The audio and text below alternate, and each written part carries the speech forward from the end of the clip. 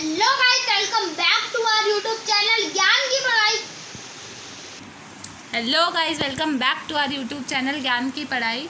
So today we are started our lecture. आज हमें next chapter start करना है फिज़िक्स का।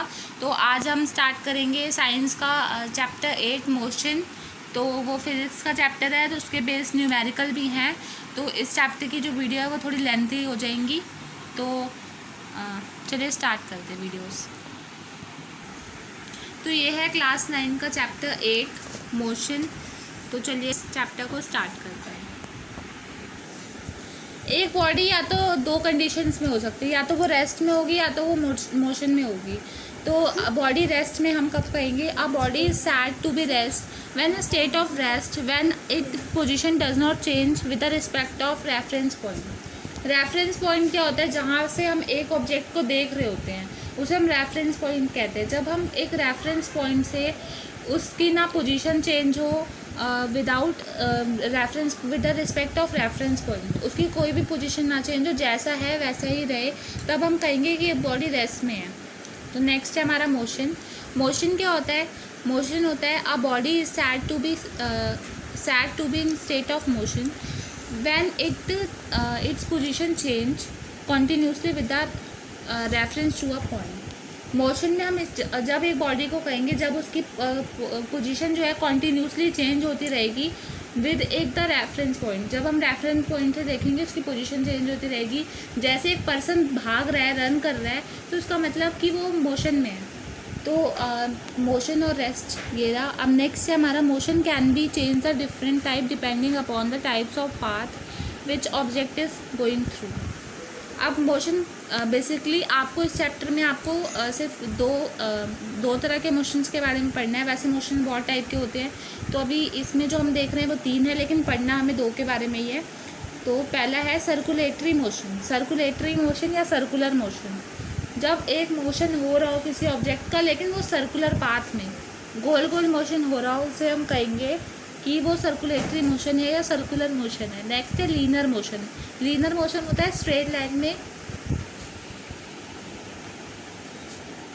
नेक्स्ट है ऑक्सीलेटरी या वाइब्रेटरी मोशन।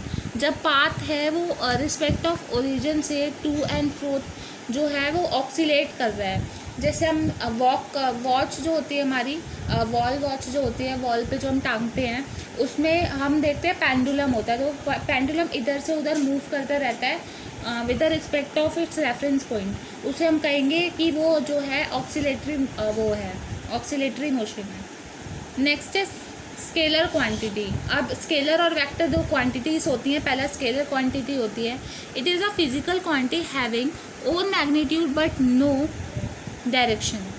स्केलर क्वांटिटी होती है जब ये एक फिजिकल क्वांटिटी है जिसमें उसकी हमें मैग्नीट्यूड पता होगा लेकिन उसकी हमें डायरेक्शन नहीं पता होगा।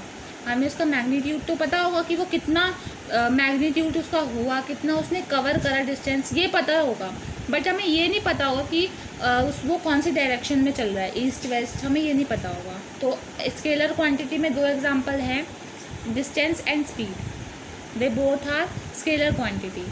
सेकेंड है हमारा vector quantity. It is a physical quantity that requires both magnitude and direction. ये बोथ ऑफ यू, ये दोनों को ही वो करता है, जैसे कि ये डायरेक्शन को भी फॉलो करता है और ये मैग्नीट्यूड को भी फॉलो करता है। डायरेक्शन आप ये हमें अगर हम वेक्टर क्वांटिटी में अगर हम स्केल को डिस्टेंस को देखेंगे तो वो दोनों की डायरेक्शन भी उसकी सेम रहेगी और उसकी जो मैग्नीट्यूड है वो भी इसका एक जैसा ही रहेगा, वो भी हमें पता होगा। तो इसका आंसर है डिस्प्लेसमेंट एंड वेलोसिटी। अब नेक्स्ट जो आता है हमारा वो आता है डिस्टेंस एंड डिस्प्लेसमेंट। बहुत से लोग समझते हैं कि डिस्टेंस एंड डिस्प्लेसमेंट सेम चीज़ है, बट इसमें बहुत बड़ा डिफरेंस है। क्योंकि डिस्टेंस हम उसे कहते हैं कि एक पर्सन कितना चला, उसे हम डिस्टेंस कहेंगे, लेकिन डिस्प्लेसमेंट कहेंगे कि एक पर्सन कितना चला उसका जो शॉर्टेस्ट पाथ है।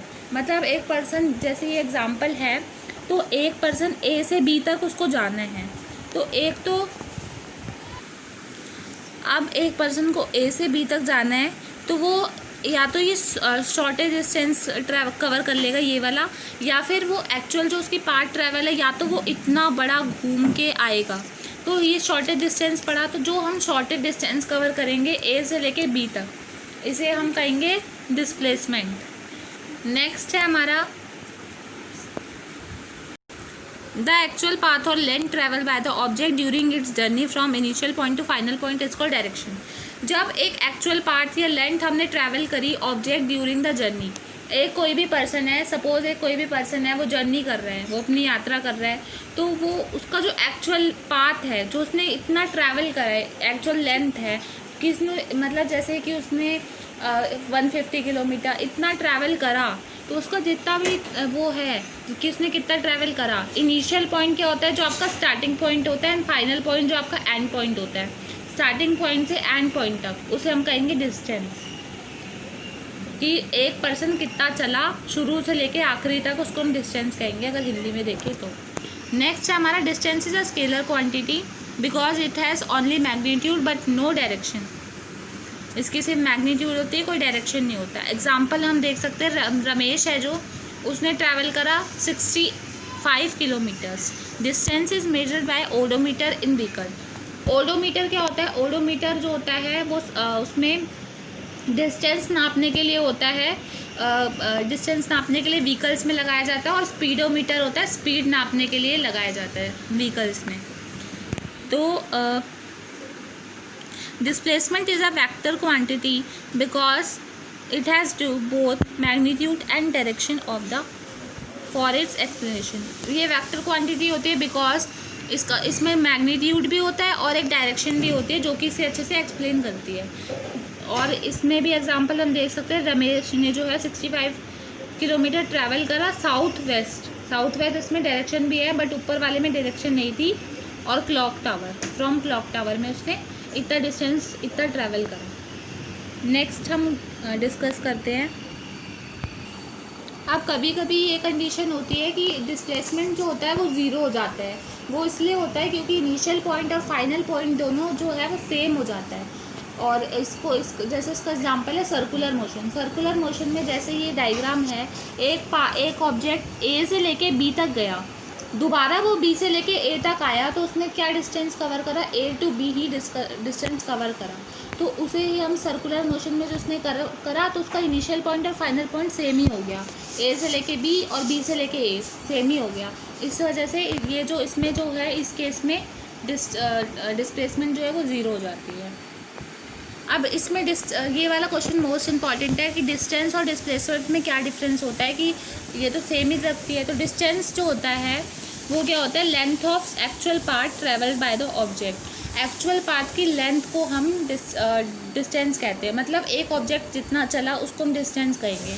लेकिन डिस्प्लेसमेंट होता है the shortest length between initial point and final point of the object. जब एक ऑब्जेक्ट को जैसे कि सपोज एक डायग्राम है, ये एक डायग्राम है, तो इसमें जो ऑब्जेक्ट है वो उसे यहाँ से ट्रैवल करना है, उसको ओ ए बी ये वाला डिस्टेंस उसने कवर करा।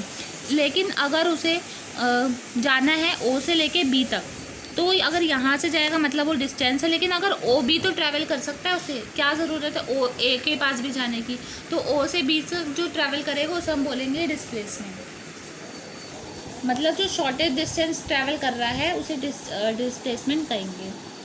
और डिस्टेंस जो होती है वो स्केलर क्वांटिटी होती है बिकॉज इसमें सिर्फ मैग्नीट्यूड वैल्यू होती है, कोई भी डायरेक्शन नहीं होती। लेकिन ये है वेक्टर क्वांटिटी डिस्प्लेसमेंट बिकॉज इसमें मैग्नीट्यूड भी होता है और एक डायरेक्शन भी दी गई होती है।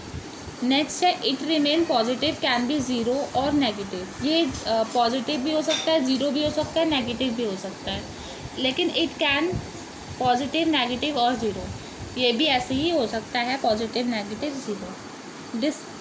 Distance can be equal to displacement in linear path. Distance displacement के इक्वल भी हो सकता है जब पाथ लीनियर हो, सीधा सीधा हो। लेकिन displacement can be equal to distance is lesser than distance. Displacement can be equal to distance. जो डिस्प्लेसमेंट है वो इक्वल भी हो सकती है डिस्टेंस की, और डिस्टेंस से कवर भी हो सकती है। कोई ऐसा फिक्स्ड नहीं है कि वो ऐसे ही होगी, कवर ही होगी। तो ये रहा डिफरेंस, ये मोस्ट इम्पॉर्टेंट है, आप इसका स्क्रीनशॉट भी ले सकते हैं। सो आज हमने अभी जितना भी पढ़ा उसके ऊपर हम 2 एग्जांपल्स करेंगे ताकि जो हमने कंसेप्ट पढ़ा वो और अच्छे से क्लियर हो जाए। तो पहला एग्जांपल है, एक बॉडी है वो ट्रैवल कर रही है semi circular path. Semi circular path को हम रेडियस भी कह सकते हैं, आधा सर्कल का उसे हम रेडियस कहते हैं।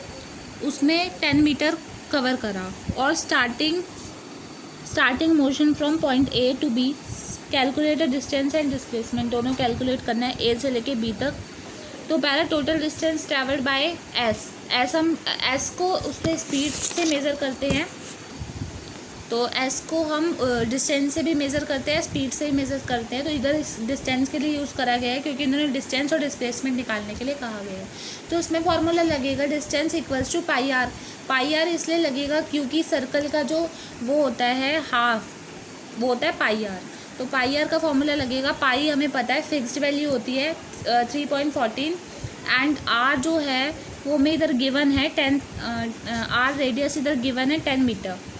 सो अब हम इसे निकाल सकते हैं मल्टीप्लाई करके। तो मल्टीप्लाई करेंगे तो ये जो पॉइंट है ये इधर आ जाएगा, तो ये हो जाएगा 31.4 मीटर। अब डिस्प्लेसमेंट निकालना है तो डी, डिस्प्लेसमेंट को हम डी से डिनोट करते हैं। तो उसके लिए r equals to 10 metre, radius उसका 10 मीटर गिवन है, डिस्टेंस जो होगा वो डिस्प्लेसमेंट के डबल होगा, उसका हाफ होगा। तो मतलब अगर 2 × 10 तो ये जो है 20। ये वाला जो है आपका फर्स्ट एग्जाम्पल है। अब सेकेंड एग्जाम्पल करते हैं। ये रहा सेकेंड एग्जाम्पल, एक बॉडी है जो ट्रैवल कर रही है 4 kilometre toward north then the turn to this rights and travel another 4 kilometre before coming to the rest. Calculate, पहले क्या कैलकुलेट करना है, डिस्टेंस ट्रैवल, फिर सेकंड में टोटल डिस्प्लेसमेंट। ये बॉडी है, इसको ट्रैवल करना है ओ से लेके बी तक। पहले ये ओ से लेके ए तक ट्रैवल करा इसने 4 किलोमीटर, देन ये ए से लेके बी तक फिर से 4 किलोमीटर कवर करा।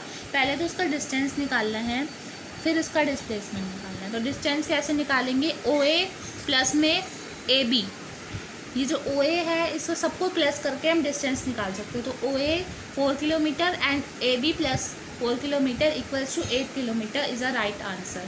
तो अब डिस्प्लेसमेंट निकालेंगे तो डिस्प्लेसमेंट हमारा बेसिकली ओ बी हो जाएगा क्योंकि shortest distance travel by path होता है डिस्प्लेसमेंट।